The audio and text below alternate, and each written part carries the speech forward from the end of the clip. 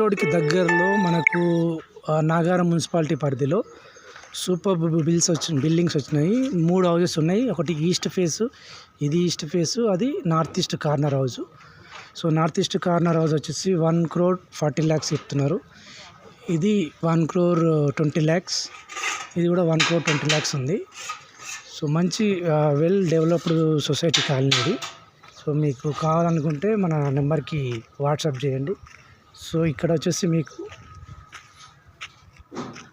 Road ఇక్కడ దగ్గర మీకు చాలా ఇంటర్నేషనల్ స్కూల్స్ ఉన్నాయి.